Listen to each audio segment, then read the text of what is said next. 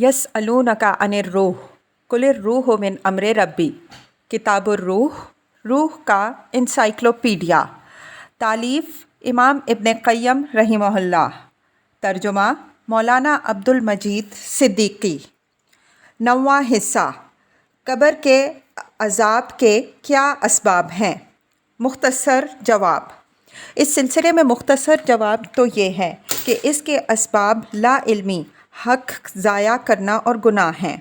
अल्लाह ताला मोहब्बत व मारफत वालों फरमाबरदारों के जिस्म और अरवाह पर अज़ाब नहीं देता, क्योंकि अज़ाब क़ब्र व अज़ाब आखिरत अल्लाह ताला के गुस्से और नाराज़गी की निशानी है। इसलिए जिसने दुनिया में अल्लाह को गुस्सा दिलाया और उसे नाराज़ किया, फिर बग़ैर तौबा के मर गया, उस पर अल्लाह ताला की नाराज़गी के मुताबिक बरज़ख में अज़ाब होगा, खा कम हो या ज़्यादा, बेशक वो बरज़ख के अज़ाब को मानता हो या ना मानता हो। मुफस्सल जवाब।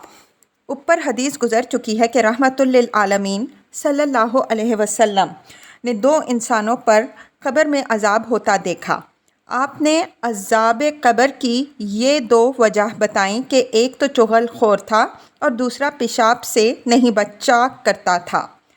एक ने तो पाकी को छोड़ दिया था जो ज़रूरी थी, और एक ऐसी हरकत करता था कि उसकी ज़बान से लोगों में दुश्मनी हो जाती थी, अगरचे वाक़यात सच्चे ही बयान करता हो। झूठ, लोगों में अदावत डालना और तर्क नमाज अज़ाब क़ब्र है। पता चला कि झूठ व बहतान और किज़्ब व इफ्तरा से लोगों में दुश्मनी पैदा करने वाला सख्त तरीन अज़ाब क़ब्र में मुब्तला होगा। और ये भी मालूम हुआ कि जिसने नमाज तर्क कर दी, जिसकी शर्तों में से एक शर्त पेशाब से बचाव भी है, वो भी बहुत सख्त अज़ाब क़ब्र में मुब्तला होगा। तौबा वाली हदीस में है कि एक लोगों का गोश्त खाया करता था, यानी चुगलखोर था। ऊपर इब्न मसूद रज़ी अल्लाह अन्हु वाली हदीस भी गुज़री है कि ऐसा कोड़ा मारा जिससे उसकी कब्र आग से भर गई, क्योंकि उसने बग़ैर वज़ू के एक नमाज पढ़ ली थी और मज़लूम के पास से गुज़रा था तो उसकी मदद नहीं की। बुखारी की वाली हदीस में गुज़रा है कि उस पर कब्र में अज़ाब हो रहा था जो झूठ बोला करता था, और दुनिया में उसका झूठ फैल जाया करता था, और उस पर भी जो कुरान की तिलावत के बावजूद रात को सो जाता था और दिन में उस पर अमल ना करता था। इसी तरह रहमतुल लिल आलमीन सल्लल्लाहु अलैहि वसल्लम ने ज़ानी मर्दों और औरतों पर और सूदखोरों पर बरज़ख में अज़ाब का मुशाहिदा फ़रमाया। हज़रत अबू हुरैरा रज़ी अल्लाह अन्हो वाली हदीस में गुज़र चुका है कि कुछ लोगों के सर पत्थर से कुचले जा रहे होंगे, क्योंकि उनके सर नमाज से भारी हो जाते थे। आपने देखा कि कुछ लोग री ज़क़ूम खाते थे, क्योंकि वो ज़कात नहीं अदा करते थे। कुछ लोग बदबूदार सड़ा हुआ गोश्त खा रहे थे, क्योंकि ज़ानी थे। कुछ लोगों के लोहे की कैंचियों से होंठ काटे जाते थे, क्योंकि वो अपनी बातों और तकरीरों से फितने पैदा करते थे। अबू सईद वाली हदीस में मुख्तलिफ़ मुजरिमों की सज़ाएँ गुज़र चुकी हैं कि कुछ के पेट गड्ढों की तरह थे और फ़िरौन के लश्कर की गुज़रगाहों पर थे, उन्हें रौंदते हुए चले जाया करते थे। ये सूद खाते थे। कुछ के मुंह में अंगारे डाले जा रहे होंगे जो उनकी पीठ से निकल जाते थे। ये जुल्म से यतीमों का माल खाया करते थे। कुछ औरतों की छातियाँ बंधी हुई होंगी और लटक रही होंगी, ये ज़िनाकार औरतें थीं। कुछ की करवटों से गोश्त काट काट कर उन्हें को खिलाया जा रहा होगा, ये चुगलखोर थे। कुछ के तांबे के नाखून थे और उनसे अपना चेहरा और वो सीना खुरच रहे थे। ये लोगों की आबरू रेज़ी किया करते थे। एक शख्स ने गनीमत के माल में से चादर चुरा ली थी। नाजायज़ किसी का माल मार लेना कब्र के अज़ाब का सबब बनता है। आपने बताया कि उस पर उसकी कब्र में आग जल रही है, जबकि उसका भी माल गनीमत में हक़ था। फिर जिसका किसी माल में हक़ ना हो और जुल्म से किसी का माल मारे तो उस पर तो सबसे पहले अज़ाब होगा। कब्र के अज़ाब के तफ़सीली असबाब। इसलिए अज़ाब कब्र दिल, आँख, कान, मुँह, ज़बान, पेट, शर्मगाह, ہاتھ پاؤں اور تمام جسم کے گناہوں کی وجہ سے ہوتا ہے۔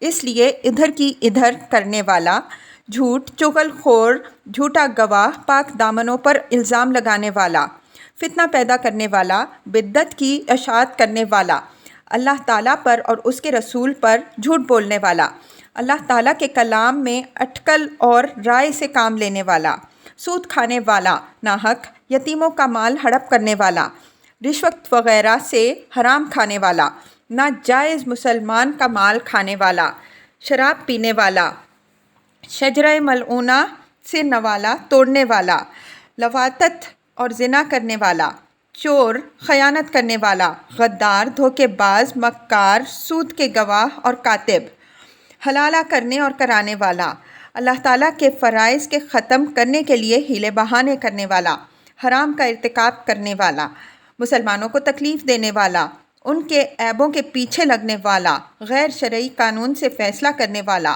غیر شرعی باتوں کا فتویٰ دینے والا، گناہوں اور زیادتیوں پر مدد کرنے والا، ناجائز قتل کرنے والا، حرم میں بے دینی پھیلانے والا، اسماء و صفات کے حقائق مطلق کرنے والا اور ان میں کفر سے کام لینے والا، اپنی رائے، ذوق اور تدبیر کو سنت پر مقدم کرنے والا، نوحہ کرنے والی، نوحہ سننے والے، حرام گانا گانے والے اور انہیں سننے والے، قبروں پر مسجدیں بنانے والے، ان پر قندیلیں اور چراغ جلانے والے، دیتے وقت پورا لینے والے مگر دیتے وقت کم دینے والے، جبار اور متکبر، ریاکار، آنکھ یا زبان وغیرہ سے نکتہ چینی کرنے والے، اسلاف کو برا کہنے والے، کاہن، نجومی، رمال، جفار اور فال وغیرہ کھولنے والوں کے پاس جانے والے اور ان سے پوچھ کر ان کی باتوں کی تصدیق کرنے والے، ظالموں کے مددگار جنہوں نے غیروں کی دنیا کے بدلے اپنی آخرت بیچ ڈالی،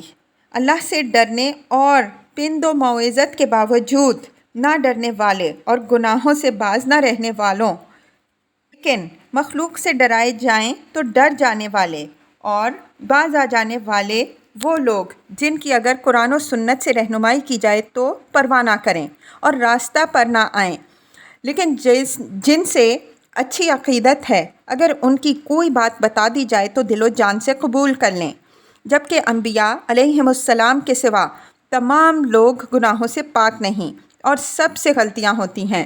وہ جنہیں قرآن سنایا جائے تو اس پر اثر نہ لیں بلکہ گھبرانے لگیں، لیکن اگر شیطانی قرآن، زنا کا منتر اور نفاق کا مادہ سن لیں تو خوش ہو جائیں، دل میں بے حد خوشی محسوس کرنے لگیں اور دلی خواہش رکھیں کہ گانے والے یا گانے والیاں خاموش نہ ہوں۔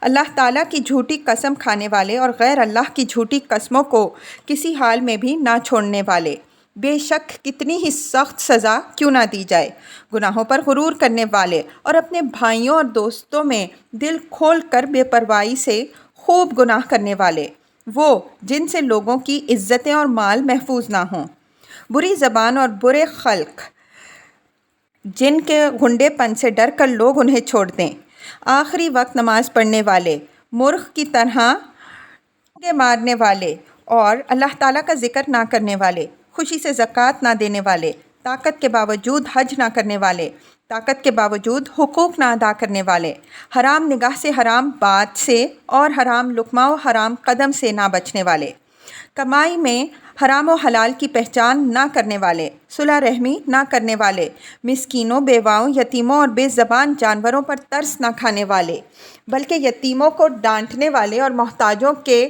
کھانے کی ترغیب نہ دلانے والے، ریاکاری کے لیے عمل کرنے والے، برتنے کی چیزوں کو نہ دینے والے اور اپنے عیب و گناہ چھوڑ کر لوگوں کے عیب و گناہ تلاش کرنے والے، جبکہ ہر قسم کے گناہ گار اپنے اپنے گناہوں پر قبر کے عذاب کا شکار ہوں گے اور گناہوں کے ہلکے پن اور سختی سے عذاب قبر بھی سخت یا ہلکا ہوگا۔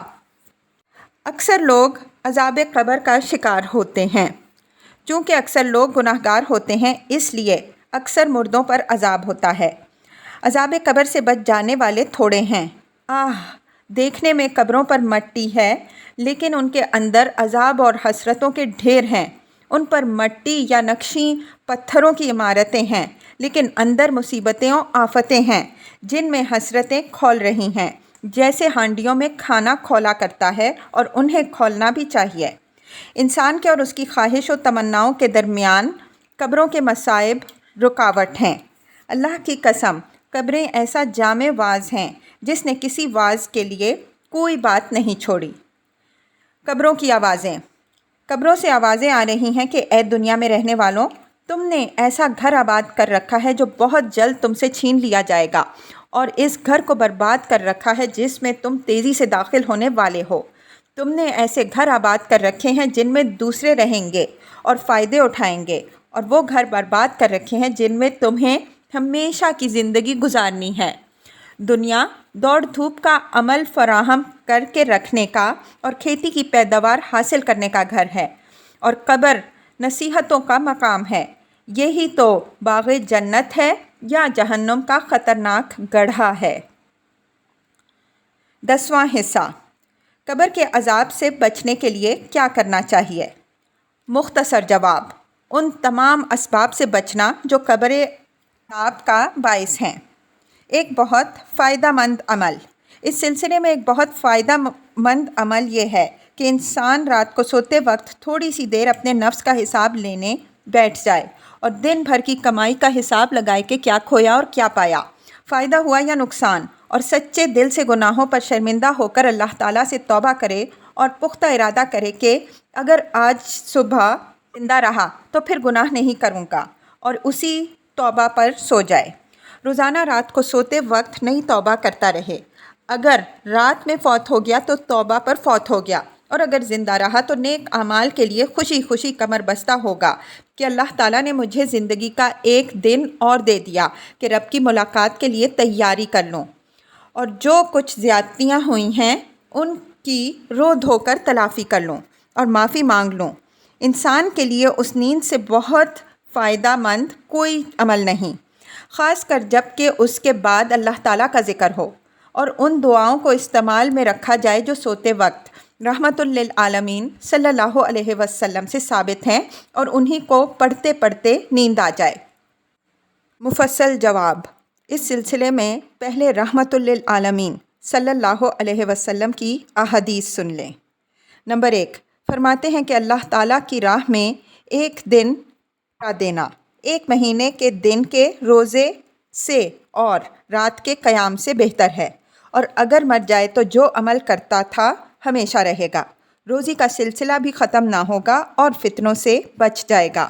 مسلم۔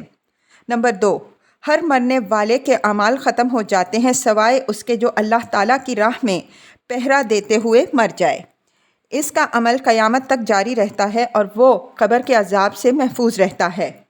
ترمذی۔ ایک شخص نے سوال کیا، یا رسول اللہ صلی اللہ علیہ وسلم، یہ کیا بات ہے کہ شہداء کے علاوہ تمام مومن قبر میں آزمائے جائیں گے؟ فرمایا، ان کے سروں پر تلوار کی چمک آزمائش سے کافی ہو گئی۔ نسائی۔ اللہ کے نزدیک شہداء کی 6 خصوصیات ہیں۔ نمبر 1، خون گرتے ہی اللہ اسے بخش دیتا ہے اور وہ اپنا گھر جنت میں دیکھ لیتا ہے۔ نمبر 2، عذاب قبر سے محفوظ رہتا ہے۔ نمبر 3، بڑی گھبراہٹ سے امن میں رہے گا۔ نمبر 4، اس کے سر پر عزت کا تاج رکھا جائے گا جس کا ایک ایک یا دنیا اور دنیا کے اندر جو کچھ ہے اس سے بہتر ہوتا۔ نمبر 5، 72 موٹی موٹی آنکھوں والی حوروں سے شادی کرے گا اور اپنے 70 رشتہ داروں کی سفارش کرے گا۔ ترمذی، ابن ماجہ۔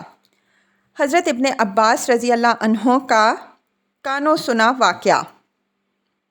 نمبر 6، حضرت ابن عباس رضی اللہ عنہ کا بیان ہے کہ ایک صحابی نے لا علمی میں ایک قبر پر خیمہ لگا لیا۔ اندر سے سورہ ملک پڑھنے کی آواز آئی۔ قبر والے نے اول سے آخر تک اس سورہ کی تلاوت کی۔ آپ نے رحمت للعالمین صلی اللہ علیہ وسلم کے پاس آ کر یہ واقعہ بیان کیا۔ فرمایا، یہ سورت قبر عذاب کو روکنے والی اور اس سے نجات دینے والی ہے۔ ترمذی۔ نمبر 7، حضرت ابن عباس رضی اللہ عنہ نے ایک شخص سے فرمایا، کیا میں تمہیں بطور تحفہ کے ایک حدیث نہ سناؤں؟ تم اسے سن کر خوش ہوگے۔ وہ شخص بولا، ضرور سنائیے۔ فرمایا، سورہ ملک پڑھا کرو۔ اسے تم بھی یاد کر لو اور اپنی بیوی بچوں کو بھی یاد کرا دو اور اپنے گھر والوں اور پڑوس کے بچوں کو بھی یاد کرا دو، کیونکہ یہ نجات دینے والی اور جھگڑنے والی ہے۔ یہ قیامت کے دن اپنے پڑھنے والے کے لیے رب سے جھگڑے گی کہ اگر وہ جہنم میں ہوگا تو رب سے درخواست کرے گی کہ آپ اسے جہنم کے عذاب سے بچا دیں۔ اللہ تعالیٰ اس کی وجہ سے عذاب قبر سے بچا کر رکھتا ہے۔ رحمت للعالمین صلی اللہ علیہ وسلم نے فرمایا، میری خواہش ہے کہ سورہ ملک میری امت کے ہر فرد کو یاد ہو۔ عبداللہ بن حمید۔ 8، یہ صحیح حدیث ہے کہ رحمت للعالمین صلی اللہ علیہ وسلم نے فرمایا، 30 آیات والی سورہ ملک نے اپنے پڑھنے والے کی اس حد تک سفارش کی ہے کہ اللہ تعالیٰ نے اسے بخش دیا۔ نمبر 9، جو پیٹ کے مرض کی وجہ سے مر جائے وہ شہید ہوگا، قبر کے عذاب سے بچا لیا جائے گا اور اس کے لیے صبح و شام جنت سے رزق آتا رہے گا۔ ابن ماجہ۔ نمبر 10، عبداللہ بن یشکر سے روایت ہے کہ میں سلیمان بن سرد اور خالد بن عرفتہ کے پاس بیٹھا ہوا تھا۔ لوگوں نے بیان کیا کہ ایک شخص پیٹ کی بیماری کی وجہ سے وفات پا گیا۔ ان دونوں کی خواہش ہوئی کہ اس کے جنازے میں شریک ہوں۔ ایک نے کہا، کیا اللہ کے رسول صلی اللہ علیہ وسلم نے یہ نہیں فرمایا کہ جو پیٹ کی بیماری کی وجہ سے فوت ہو گیا اسے عذاب قبر نہ ہوگا؟ نسائی۔ 11، ابو داؤد میں یہ زیادتی ہے کہ دوسرے نے کہا کیوں نہیں؟ نمبر 12، جو مسلمان جمعے کے روز یا جمعے کی رات کو فوت ہو گیا اللہ تعالیٰ اسے قبر کے فتنے سے بچا لے گا۔ ترمذی۔ لیکن اس کی سند متصل نہیں ہے کیونکہ ربیعہ کا سماع ابن عمر سے ثابت نہیں۔ ایک روایت میں ربیعہ اور ابن عمر کے درمیان ایاز بن عقبہ فہری ہیں۔ ترمذی۔ حافظ ابو نعیم اسے محمد بن منقدر سے اور وہ جابر رضی اللہ عنہ سے مرفوع روایت کرتے ہیں، جو جمعے کی رات یا دن کو مر جائے گا وہ عذاب قبر سے بچا لیا جائے گا اور وہ شہید ہوگا اور اس پر شہادت کی مہر لگ جائے گی۔ لیکن ان الفاظ میں عمر بن موسیٰ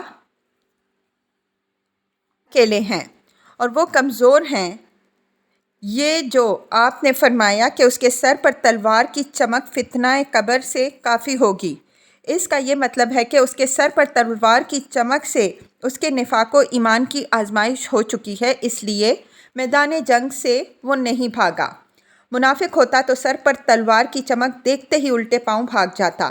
پتہ چلا کہ اس میں ایمان ہے اور ایمان ہی نے اسے اللہ کے لیے اس جانی قربانی پر راضی کیا ہے اور اس کے دل میں اللہ تعالیٰ ہی کے لیے غصہ اور ہیجان پیدا ہوا تاکہ اس کا دین غالب رہے اور اس کے نام کی عزت ہو۔ پس اس کا ایمان اسے قتل گاہ میں لے آیا اور قبر میں آزمائش کی ضرورت نہیں رہی۔ قرطبی کی رائے اور اس کی تردید۔ علامہ قرطبی رحمہ اللہ فرماتے ہیں کہ جب شہید سے قبر میں سوال نہیں ہوتا تو صدیق سے بدرجہ اولیٰ نہیں ہوگا، اس لیے صدیق کا شہید سے بلند مرتبہ ہے اور قرآن میں اس کا ذکر بھی شہیدوں سے پہلے آیا ہے۔ اوپر گزر چکا ہے کہ پہرا دینے والے سے بھی سوال نہ ہوگا جبکہ اس کا مرتبہ شہید سے کم ہے اور صدیق کا تو شہید سے بھی بلند ہے، مگر صحیح حدیثوں سے اس قول کی نفی ہو جاتی ہے اور وہ بتاتی ہیں کہ صدیق سے بھی دوسروں کی طرح سوال ہوگا۔ جب حضرت عمر رضی اللہ عنہ کو، جو صدیقین کے سرتاج ہیں، رحمت للعالمین صلی اللہ علیہ وسلم نے ان کی قبر میں فرشتے کے سوال کے بارے میں خبر دی تو حضرت عمر رضی اللہ عنہ نے فرمایا، کیا میں اپنی اس جیسی حالت پر ہوں گا؟ فرمایا، ہاں۔ کیا قبر میں انبیاء علیہم السلام سے بھی سوال ہوگا؟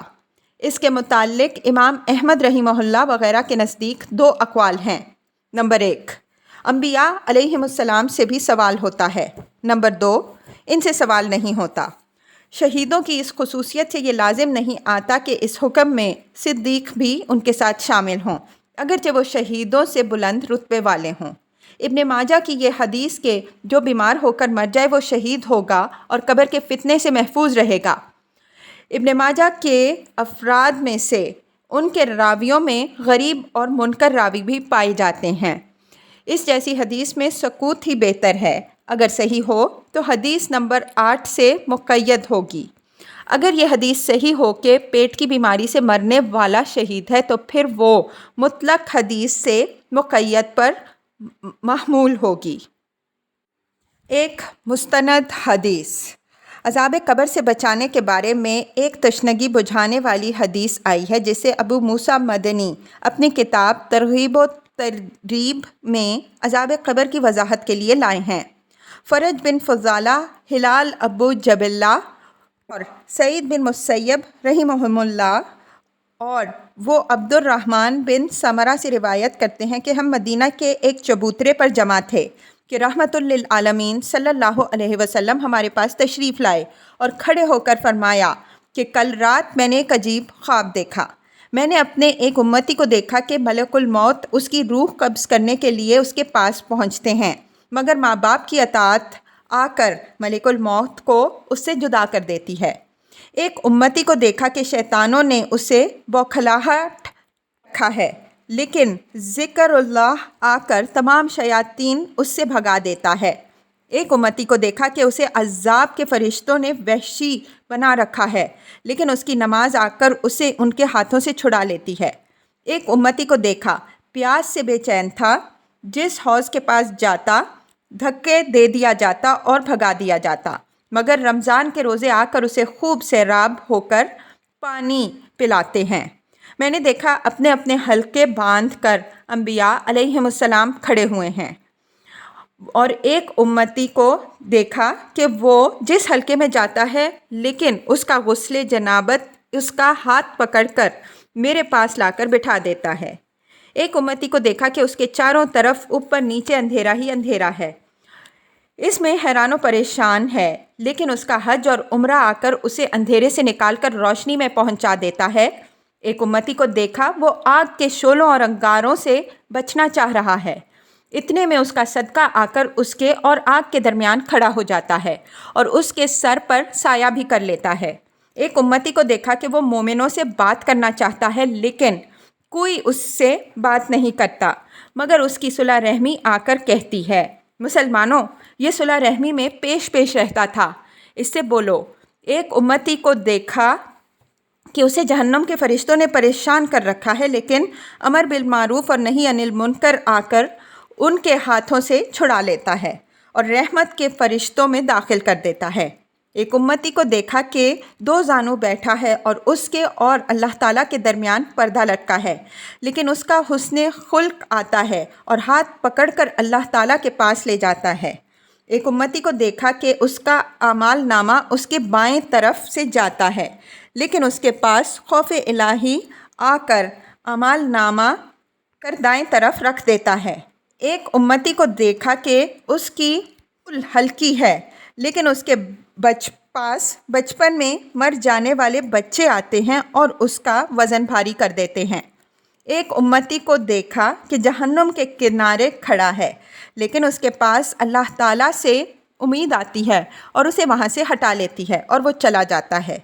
ایک امتی کو دیکھا کہ وہ آگ میں گر گیا ہے، لیکن آنسو کا وہ قطرہ آتا ہے جو اللہ تعالیٰ کے خوف سے گرا تھا اور اسے جہنم سے نکال لیتا ہے۔ ایک امتی کو دیکھا کہ پل صراط پر کھڑا ہوا اس طرح کانپ رہا ہے جیسے آندھی میں کھجور کا تنا ہلتا ہے، لیکن اس کا اللہ تعالیٰ کے ساتھ حسن حال آ کر اس کی کپکپاہٹ کو دور کر دیتا ہے۔ ایک امتی کو دیکھا کہ پل صراط پر گھسٹ رہا ہے، کبھی گھسٹتا ہے اور کبھی لٹک جاتا ہے، لیکن اس کی نماز آ کر اسے اس کے پیروں پر کھڑا کر دیتی ہے اور بچا لیتی ہے۔ اور ایک امتی کو دیکھا کہ جنت کے دروازوں پر پہنچ جاتا ہے، مگر دروازے بند ہو جاتے ہیں، لیکن کلمہ توحید آ کر دروازے کھلوا کر اسے جنت میں داخل کرا دیتا ہے۔ حافظ ابو موسیٰ فرماتے ہیں کہ یہ حدیث اعلیٰ درجے کی حسن ہے۔ اسے سعید بن مسیب رحمہ اللہ، عمر بن زر اور علی بن زید روایت کرتے ہیں۔ انہی جیسی حدیثوں کے بارے میں کہا گیا ہے کہ انبیاء علیہم السلام کے خواب بھی وہی ہیں، لہٰذا یہ حدیث اپنے ظاہری مطلب پر ہے، یہ خواب ان کی خوابوں کی طرح نہیں جو تعبیر کی منت ہوتی ہیں۔ مثال کے طور پر آپ نے خواب دیکھا جیسے آپ کی تلوار ٹوٹ گئی، یہ بھی دیکھا کہ گائے ذبح کی گئی، اور آپ نے یہ تعبیر کر لی کہ احد میں مسلمانوں کو شکست ہوگی۔ یہ بھی دیکھا کہ آپ عقبہ بن رافع کے گھر پر ہیں۔ اسی طرح سمرہ، علی اور ابو والی صحیح مزید روایتوں میں آپ صلی اللہ علیہ وسلم کے ایک لمبے خواب کا بیان ہے جس میں برزخ میں عذاب دیے جانے والوں کی سزاؤں کا ذکر ہے، جبکہ اس قسم کے خواب تعبیر کے محتاج ہوتے ہیں، مگر اس خواب میں عذابوں کے ساتھ ان اعمال کا بھی بیان ہے جو صاحب عمل کو عذاب سے چھڑا دیتے ہیں۔ حلال ابو جبلہ مدنی ہیں اور اسی حدیث سے پہچانے جاتے ہیں۔ انہیں ابی حاتم نے اس کے باب سے ذکر کیا۔ اسی طرح حاکم ابو احمد اور حاکم ابو عبداللہ نے ابو حیل کو مسلم سے نقل کر کے کیا ہے۔ یہ حدیث ابو جبلہ سے فرج بن فضالہ بیان کرتے ہیں۔ یہ درمیانے درجے کے راوی ہیں، نہ تو مضبوط ہیں اور نہ متروک، اور ان سے ابو الخطیب بشر بن الولید فقیہ بیان کرتے ہیں کہ جن کے اچھے خیالات اور اچھی راہ تھی۔ میں نے شیخ الاسلام سے اس حدیث کی بڑائی سنی۔ آپ نے فرمایا سنت کے اصول اس کی گواہی دیتے ہیں اور یہ بہترین احادیث میں سے ہیں۔ 11واں حصہ، کیا قبر میں مسلمان، منافق اور کافر سب سے سوال ہوتا ہے یا مسلمانوں منافق کے ساتھ خاص ہے؟ علماء کے اقوال۔ ابن عبد البر سے روایت ہے کہ قبر میں اہل قبلہ کو آزمایا جاتا ہے، بے شک وہ مسلمان ہو یا منافق۔ پھر اللہ تعالیٰ مسلمانوں کو ثابت قدم رکھتا ہے اور منافق ناکام ہو جاتے ہیں، اور کافر و مشرک کو نہیں آزمایا جاتا۔ کتاب التمہید۔ لیکن قرآن و حدیث سے یہ ثابت ہوتا ہے کہ سوال قبر کافر و مسلمان دونوں سے ہوتا ہے۔ اللہ تعالیٰ نے فرمایا یثبت اللہ الذین آمنوا الی الآیہ، اللہ پاک دنیا میں بھی ایمان والوں کو ثابت قدم رکھتا ہے اور آخرت میں بھی، اور ظالموں کو گمراہ کر دیتا ہے، اور اللہ تعالیٰ جو چاہتا ہے کرتا ہے۔ آیت عام ہے اور ظالموں میں منافق کافر سب داخل ہیں۔ رحمت للعالمین صلی اللہ علیہ وسلم نے فرمایا کہ جب انسان کو قبر میں رکھ دیا جاتا ہے اور جنازے میں شریک ہونے والے واپس ہوتے ہیں تو مردہ ان کے جوتوں کی آواز سنتا ہے، بخاری و مسلم۔ پھر آگے فرماتے ہیں لیکن منافق اور کافر سے پوچھا جاتا ہے کہ تو اس شخص کے بارے میں کیا کہتا ہے؟ وہ جواب دیتا ہے مجھے معلوم نہیں، جو لوگ کہتے تھے وہی میں کہتا تھا۔ کہا جاتا ہے کہ تو نے پتہ کرنے کی کوشش نہیں کی اور نہ قرآن پڑھا۔ پھر اس پر لوہے کے ہتھوڑے مارے جاتے ہیں اور وہ چیخیں مارتا ہے جنہیں اس کے پاس والے سوائے انسانوں اور جنوں کے سب سنتے ہیں۔ اوپر احمد اور ابن ماجہ کی ابو سعید خدری رضی اللہ عنہ والی حدیث گزری ہے کہ ہم رحمت للعالمین صلی اللہ علیہ وسلم کے ساتھ ایک جنازے میں تھے۔ آپ صلی اللہ علیہ وسلم نے فرمایا لوگوں، یہ امت اپنی قبروں میں آزمائی جاتی ہے۔ جب انسان کو دفن کر کے لوگ واپس ہوتے ہیں تو فرشتہ ہتھوڑا لیے ہوئے آتا ہے اور اسے بٹھا کر پوچھتا ہے کہ تو اس شخص کے بارے میں کیا کہتا ہے؟ مومن کہتا ہے اشہد ان لا الہ الا اللہ و اشہد ان محمدً عبدہ و رسولہ۔ فرشتہ کہتا ہے تو سچا ہے۔ پھر جہنم کا دروازہ کھول کر کہا جاتا ہے کہ اگر تو کافر ہوتا تو تیری یہ منزل ہوتی، اور کافر و منافق کو کہتا ہے کہ مجھے معلوم نہیں۔ پھر کہا جاتا ہے کہ نہ تو نے معلوم کیا اور نہ راہ پر آیا۔ پھر جنت کا دروازہ کھول کر اس کو کہا جاتا ہے کہ اگر تو مومن ہوتا تو تیری یہ منزل ہوتی۔ پھر دوزخ کا دروازہ کھول کر کہا جاتا ہے کہ اب تیری یہ منزل ہے۔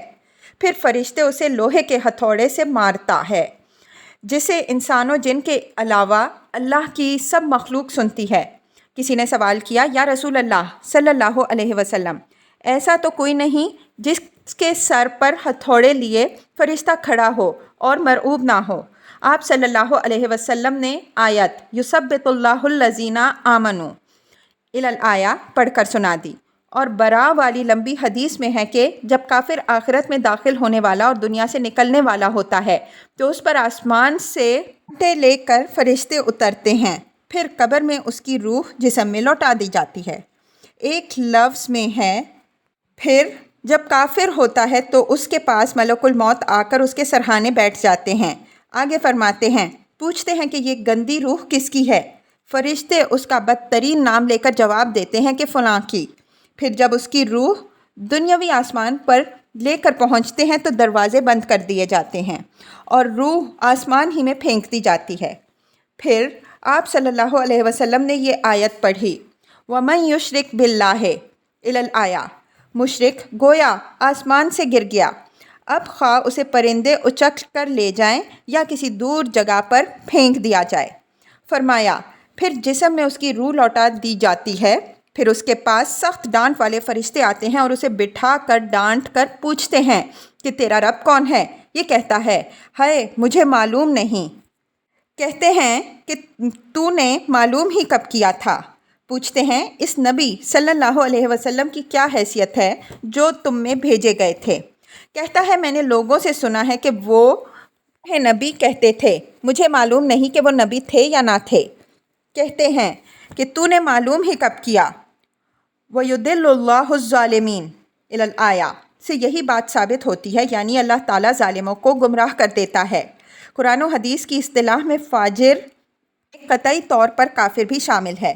فرمایا وَإِنَّ الْفُجَّارَ لَفِي جَحِيمٍ، اور فاجر جہنم میں ہوں گے، خواہ گناہ گار مسلمان ہوں یا کافر و مشرک۔ فرمایا کلا اِنَّ کتاب الفجار لفی سجین، ہرگز نہیں، یقین مانو فاجروں کے اعمال نامے سجین میں ہوں گے۔ برا والی حدیث کا ایک یہ لفظ بھی ہے کہ جب کافر آخرت میں داخل ہونے والا اور دنیا سے کٹنے والا ہوتا ہے تو اس پر بہت طاقتور اور غصے والے فرشتے آگ کے کپڑے اور تارکول کے پائجامے لیے ہوئے اترتے ہیں اور اسے خوف زدہ کر دیتے ہیں اور اس کی روح اس طرح کھینچی جاتی ہے جس طرح بہت شاخوں والی سلاخ پر اونچ سے کھینچی جاتی ہے۔ پھر جب نکال لی جاتی ہے تو اس پر فضا کا ہر فرشتہ لعنت کرتا ہے اور آسمان کا ہر فرشتہ بھی۔ آگے فرماتے ہیں کہ جب لوگ واپس جاتے ہیں تو وہ ان کے قدموں کی آواز سنتا ہے، پھر پوچھتا ہے کہ اے شخص تیرا رب کون ہے، نبی کون ہے اور دین کون ہے؟ یہ جواب دیتا ہے مجھے نہیں پتہ۔ کہا جاتا ہے کہ تو نے معلوم ہی کب کیا؟ برا والی حدیث کا ایک لفظ یہ بھی ہے کہ ہم رحمت للعالمین صلی اللہ علیہ وسلم کے ساتھ ایک انصاری کے جنازے میں شریک ہوئے۔ آگے فرماتے ہیں جب کافر دنیا میں پیٹھ موڑنے والا اور آخرت کی طرف بڑھنے والا ہوتا ہے اور اس کی موت کا وقت ہوتا ہے تو اس پر فرشتے آگ کا کفن اور آگ کی بدبو لے کر اترتے ہیں، پھر اس کی روح اس کی قبر کی طرف لوٹا دی جاتی ہے، پھر اس کے پاس دانتوں سے مٹی ہٹاتے اور بالوں سے زمین کھودتے ہوئے منکر نکیر آتے ہیں، ان کی آواز سخت کڑک کی طرح اور آنکھیں اچکنے والی بجلی کی طرح ہوتی ہیں۔ یہ اسے بٹھا کر پوچھتے ہیں کہ اے شخص تیرا رب کون ہے؟ یہ جواب دیتا ہے کہ مجھے نہیں پتہ۔ قبر کے ایک کونے سے آواز آتی ہے تو نے معلوم ہی کب کیا؟ پھر فرشتے اسے اس قدر بھاری لوہے کے ہتھوڑے مارتے ہیں کہ اگر اس سے ساری دنیا بھی مل کر اٹھانا چاہے تو نہ اٹھا سکے، اور اس کی قبر اس قدر تنگ ہو جاتی ہے کہ پسلیوں میں پسلیاں نکل جاتی ہیں۔ ایک حدیث شریف میں ہے کہ جب کافر مردہ رکھ دیا جاتا ہے تو اس کے پاس منکر نکیر آتے ہیں اور اسے بٹھا کر پوچھتے ہیں تیرا رب کون ہے؟ یہ کہتا ہے مجھے معلوم نہیں۔ فرشتے کہتے ہیں تو نے معلوم ہی کب کیا؟ برا والی حدیث میں عام بیان کرنے والے یقین کے ساتھ کافر ہی کا لفظ لائے ہیں، ہاں بعض فاجر اور بعض منافق و مرتاب بھی لائے ہیں۔ یہ لفظ راوی نے بطور شک استعمال کیا کہ مجھے معلوم نہیں کہ منافق کہا یا مرتاب، لیکن کافر و فاجر کا لفظ لانے والوں کو شک نہیں، اس لیے ان کی روایت جو یقین سے بیان کرتے ہیں اور بہت بھی ہیں۔ شک کرنے والوں کی روایت سے جبکہ وہ منفرد بھی ہوں زیادہ قابل قبول، اس کے علاوہ روایتوں میں تضاد بھی نہیں ہے، کیونکہ کافر و مومن کی طرح منافق سے بھی سوال ہوتا ہے۔ پھر اللہ اہل ایمان کو ثابت قدم رکھتا ہے اور ظالموں، کافروں اور منافقوں کو گمراہ کر دیتا ہے۔ ایک حدیث میں کافر و منافق دونوں کو جمع بھی کر دیا، جس میں وضاحت ہے کہ سوال کافر و منافق دونوں سے ہوتا ہے۔ معلوم ہوا کہ ابن عبد البر یہ کہتے ہیں کہ کافر سے سوال نہیں ہوتا یہ درست نہیں۔ اس سے بھی سوال ہوتا ہے، بلکہ اس سے تو سب سے پہلے سوال ہونا چاہیے۔ قرآن حکیم میں ہے کہ اللہ تعالیٰ قیامت کے دن کافروں سے سوال کرے گا۔ فرمایا وَيَوْمَ يُنَادِيهِمْ إِلَى الْآيَةِ، اور جس دن اللہ تعالیٰ ان کو پکارے گا اور پوچھے گا کہ تم نے پیغمبروں کی دعوت پر عمل کیا۔ فرمایا فَوَرَبِّكَ لَنَسْأَلَنَّهُمْ إِلَى الْآيَةِ، آپ کے رب کی قسم ہم نے ان سب سے ان کے عمل پوچھے بغیر نہ رہیں گے۔ فرمایا فَلَنَسْأَلَنَّ الَّذِينَ أُرْسِلَ إِلَيْهِمْ إِلَى الْآيَةِ، ہم ان سب سے بھی ضرور سوال کریں گے جن کی طرف رسول بھیجے گئے تھے، اور رسولوں سے بھی۔ پھر جب کافروں سے قیامت کے دن سوال ہوگا تو قبر میں بھی پہلے درجے ہونا چاہیے۔